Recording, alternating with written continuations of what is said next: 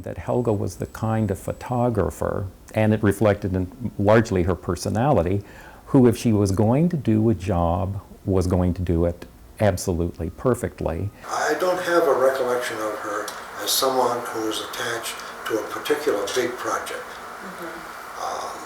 She obviously developed new interests after she came here, in the sense that her first focus was on the archaeological recovery and the documentation and so forth. But gradually she became very much interested, as a result of her travels and so forth within the state, in the Indian communities in the Southwest. It was a bigger issue for Helga, I think, than just documentation. Documentation is sort of a drudgy word. You know, it means that you're just doing something for the sake of getting it done. She really put her heart and soul into this. And she developed a capacity for relating to various people in those communities, whether they were the officials who were giving her permission to do it, or the craftsmen that she was photographing, or just people she was photographing for everyday life on the reservation kind of thing.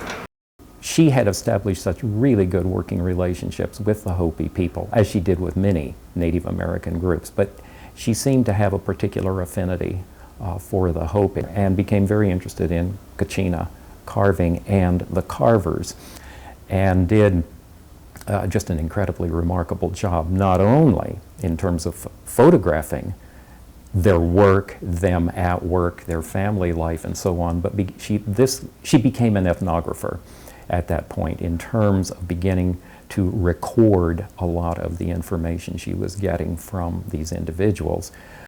I don't think she ever went to anybody and said, what kind of questions should I ask? How should I structure my research? She just intuitively knew that there were probably good ways to ask these people questions. At the same time, she was incredibly aware of not causing problems by asking those questions.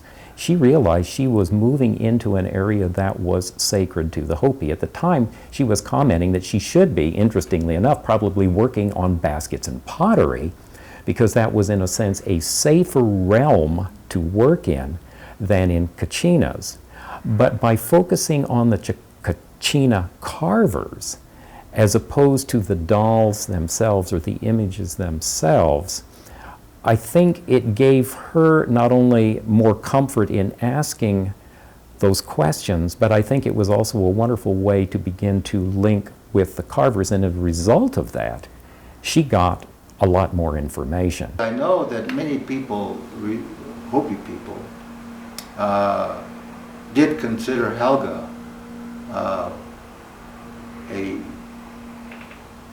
not only someone who can be trusted in her work, but also someone who could help them to become noticed, that their work become noticed. Yeah.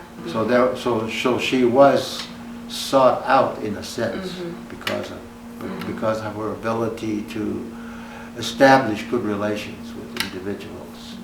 I think that she made a lot of good friends on the reservations, and I think many of those people looked upon her as a friend rather than as another Anglo coming to take a few pictures and exploit us in some kind of a way. I'm sure that she probably consciously worked to do that because she did not feel that it was appropriate to go and snap a few photographs and run off and leave the people behind. With her, this was an enduring relationship, and it should be an enduring relationship. It wasn't something that just happened. She worked at it, and successfully.